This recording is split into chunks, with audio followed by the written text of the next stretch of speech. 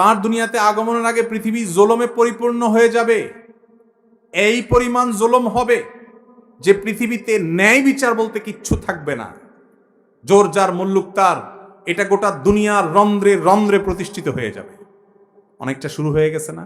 ফিলিস্তিন বাচ্চারা কাঁদে, তাদের মানবতা তখন কাঁদে না। আর অন্য কোন জায়গার একটা কুকুরও যদি কাঁদে, একটা বিড়ালও যদি কাঁদে, সকল টিভির ক্যামেরা সেখানে কাঁদাকাঁদি শুরু করে। কিয়ামতের আলামত সমূহের মধ্যে থেকে একটি হলো ইমাম মাহদির আবির্ভাব ঘটবে, প্রকাশ ঘটবে।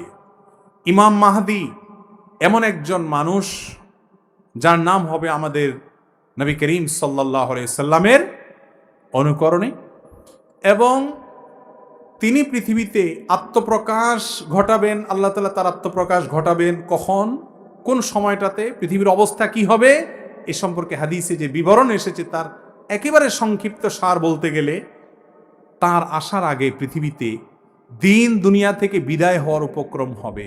মানুষের ভিতরে দিনদারি থাকবে না। আস্তে আস্তে দুনিয়া সেদিকেই যাচ্ছে, ঠিক না ঠিক? মসজিদে মুসল্লি নেই, কিন্তু খেলার জন্য উন্মাদনার লোকের অভাব নাই। ভাইরা আমার, তার দুনিয়াতে আগমনের আগে পৃথিবী জুলুমে পরিপূর্ণ হয়ে যাবে।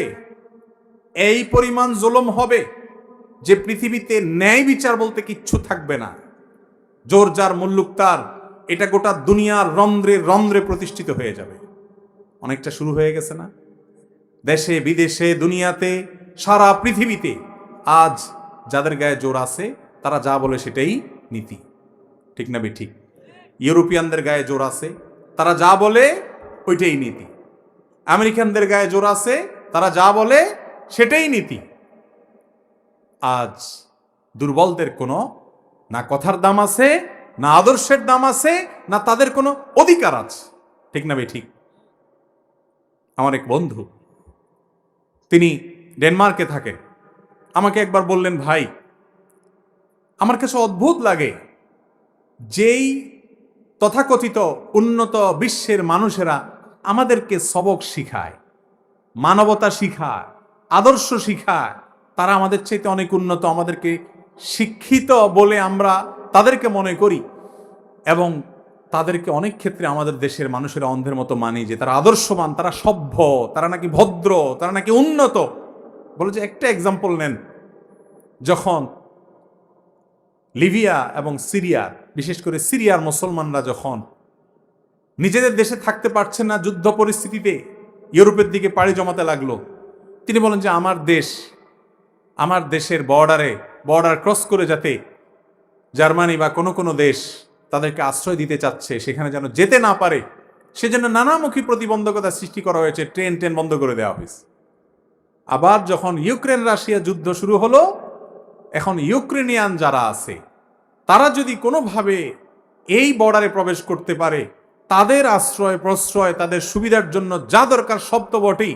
ওই ভাই বললেন যে স্কুলে ভর্তি পর্যন্ত আমাদেরকে বলা হয়েছে যে যারা এখানে বসবাস করো তাদের বাচ্চাদের পরে আগে ইউক্রেনিয়ান বাচ্চাদের ভর্তি হবে, তাদের অগ্রাধিকার। অর্থাৎ শরণার্থী হিসেবে যখন মুসলমান গেছে তখন নীতি একটা, আর যখন অমুসলমান গেছে তখন নীতি আরেকটা। এ হলো তাদের মানবতা। এইরকম মানবতার সবক প্রতি শব্দে শব্দে পাবেন।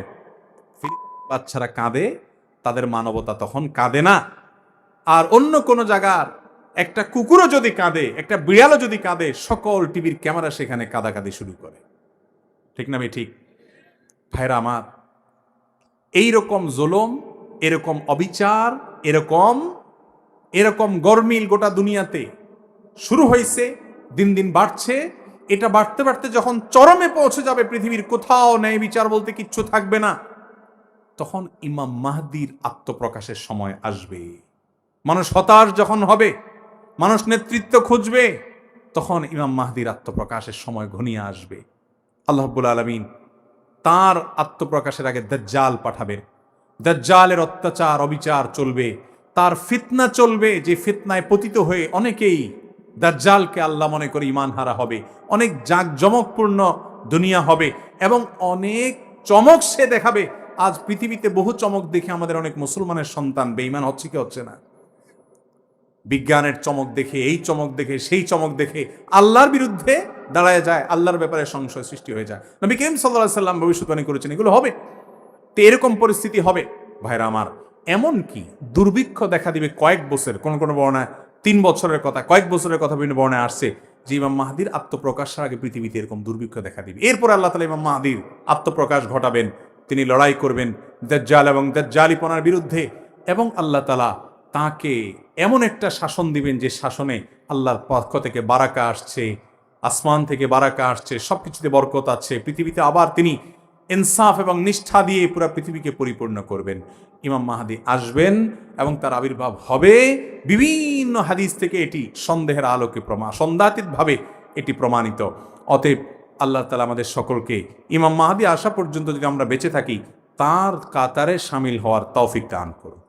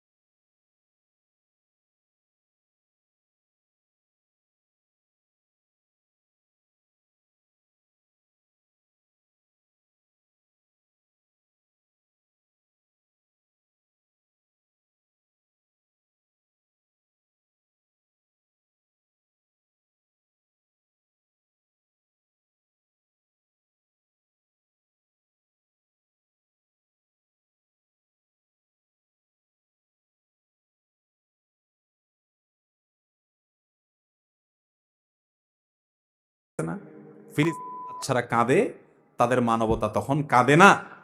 আর অন্য কোন জায়গার একটা কুকুরও যদি কাঁদে, একটা বিড়ালও যদি কাঁদে, সকল টিভির ক্যামেরা সেখানে কাঁদাকাঁদি শুরু করে। কিয়ামতের আলামত সমূহের মধ্যে থেকে একটি হলো ইমাম মাহদীর আবির্ভাব ঘটবে, প্রকাশ ঘটবে। ইমাম মাহদী তার দুনিয়াতে আগমনের আগে পৃথিবী জুলুমে পরিপূর্ণ হয়ে যাবে। এই পরিমাণ জুলুম হবে যে পৃথিবীতে ন্যায় বিচার বলতে কিচ্ছু থাকবে না। জোর যার মুল্লুক তার, এটা গোটা দুনিয়ার রন্ধ্রে রন্ধ্রে প্রতিষ্ঠিত হয়ে যাবে। অনেকটা শুরু হয়ে গেছে।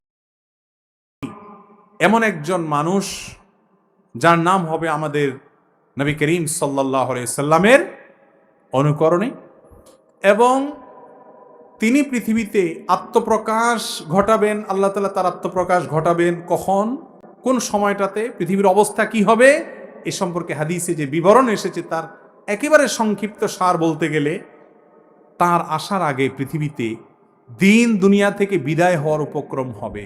মানুষের ভিতরে দিনদারি থাকবে না। আস্তে আস্তে দুনিয়া সেদিকেই যাচ্ছে, ঠিক না ঠিক? মসজিদে মুসল্লি নেই, রন্ধ্রে রন্ধ্রে প্রতিষ্ঠিত হয়ে যাবে। অনেকটা শুরু হয়ে গেছে না? দেশে বিদেশে দুনিয়াতে সারা পৃথিবীতে আজ যাদের গায়ে জোর আছে তারা যা বলে সেটাই নীতি, ঠিক না ঠিক? ইউরোপিয়ানদের গায়ে জোর আছে, তারা যা বলে ওইটাই নীতি। আমেরিকানদের গায়ে জোর আছে, তারা যা বলে সেটাই নীতি। কিন্তু খেলার জন্য উন্মাদনার লোকের অভাব নাই। ভাইরা আমার, তার দুনিয়াতে আগমনের আগে পৃথিবী জুলুমে পরিপূর্ণ হয়ে যাবে। এই পরিমাণ জুলুম হবে যে পৃথিবীতে ন্যায় বিচার বলতে কিচ্ছু থাকবে না। জোর যার মুল্লুক তার, এটা গোটা দুনিয়া। আজ দুর্বলদের কোনো না কথার দাম আছে, না আদর্শের দাম আছে, না তাদের কোনো অধিকার আছে, ঠিক না ঠিক? আমার এক বন্ধু, তিনি ডেনমার্কে থাকেন, আমাকে একবার বললেন, ভাই আমার কাছে অদ্ভুত লাগে যেই তথাকথিত উন্নত বিশ্বের মানুষেরা আমাদেরকে সবক শিখায়, মানবতা শিখায়, আদর্শ শিখায়, নিজেদের দেশে থাকতে পারছেন না যুদ্ধ পরিস্থিতিতে ইউরোপের দিকে পাড়ি জমাতে লাগলো। তিনি বলেন যে আমার দেশের বর্ডার ক্রস করে যাতে জার্মানি বা কোনো কোনো দেশ তাদেরকে আশ্রয় দিতে চাচ্ছে, সেখানে যেন যেতে না পারে সেজন্য নানামুখী প্রতিবন্ধকতা সৃষ্টি করা হয়েছে, ট্রেন বন্ধ করে দেওয়া হয়েছে। আবার যখন ইউক্রেন রাশিয়া যুদ্ধ শুরু হলো, এখন ইউক্রেনিয়ান যারা আছে তারা যদি কোনোভাবে এই বর্ডারে প্রবেশ করতে পারে, তাদের আশ্রয় প্রশ্রয়, তারা আমাদের চাইতে অনেক উন্নত, আমাদেরকে শিক্ষিত বলে আমরা তাদেরকে মনে করি, এবং তাদেরকে অনেক ক্ষেত্রে আমাদের দেশের মানুষেরা অন্ধের মতো মানে যে তারা আদর্শবান, তারা সভ্য, তারা নাকি ভদ্র, তারা নাকি উন্নত। বলে যে একটা এক্সাম্পল নেন, যখন লিবিয়া এবং সিরিয়া, বিশেষ করে সিরিয়ার মুসলমানরা যখন তাদের সুবিধার জন্য যা দরকার সব তো বটেই, ওই ভাই বললেন যে স্কুলে ভর্তি পর্যন্ত আমাদেরকে বলা হয়েছে যে যারা এখানে বসবাস করো তাদের বাচ্চাদের পরে আগে ইউক্রেনিয়ান বাচ্চাদের ভর্তি হবে, তাদের অগ্রাধিকার। অর্থাৎ শরণার্থী হিসেবে যখন মুসলমান গেছে তখন নীতি একটা, আর যখন অমুসলমান গেছে তখন নীতি আরেকটা। এ হলো তাদের মানবতা। এইরকম মানবতার সবক প্রতি শব্দে শব্দে পাবেন। বাচ্চারা কাঁদে, তাদের মানবতা তখন কাঁদে না। আর অন্য কোন জায়গার একটা কুকুরও যদি কাঁদে, একটা বিড়ালও যদি কাঁদে, সকল টিভির ক্যামেরা চলবে, তার ফিতনা চলবে, যে ফিতনায় পতিত হয়ে অনেকেই দাজ্জালকে আল্লাহ মনে করে ঈমান হারা হবে। অনেক জাঁকজমকপূর্ণ দুনিয়া হবে এবং অনেক চমক সে দেখাবে। আজ পৃথিবীতে বহু চমক দেখে আমাদের অনেক মুসলমানের সন্তান বেঈমান হচ্ছে কি হচ্ছে না? বিজ্ঞানের চমক দেখে, এই চমক দেখে, সেই চমক দেখে আল্লাহর বিরুদ্ধে দাঁড়ায় যায়, আল্লাহর ব্যাপারে সংশয় সৃষ্টি হয়ে যায়। নবী করিম সাল্লাল্লাহু আলাইহি সাল্লাম ভবিষ্যৎবাণী করেছেন এগুলো হবে। তো এরকম পরিস্থিতি হবে ভাইরা আমার। এমন কি দুর্ভিক্ষ দেখা দিবে কয়েক বছর, কোন কোন বর্ণনা ঠিক না 3 বছরের কথা, কয়েক বছরের কথা বিভিন্ন বর্ণনা। এইরকম জুলুম, এরকম অবিচার, এরকম গরমিল গোটা দুনিয়াতে শুরু হয়েছে, দিন দিন বাড়ছে। এটা বাড়তে বাড়তে যখন চরমে পৌঁছে যাবে, পৃথিবীর কোথাও ন্যায় বিচার বলতে কিচ্ছু থাকবে না, তখন ইমাম মাহদির আত্মপ্রকাশের সময় আসবে। মানুষ হতাশ যখন হবে, মানুষ নেতৃত্ব খুঁজবে, তখন ইমাম মাহদির আত্মপ্রকাশের সময় ঘনিয়ে আসবে। আল্লাহ রাব্বুল আলামিন তার আত্মপ্রকাশের আগে দাজ্জাল পাঠাবেন। দাজ্জালের অত্যাচার, অবিচার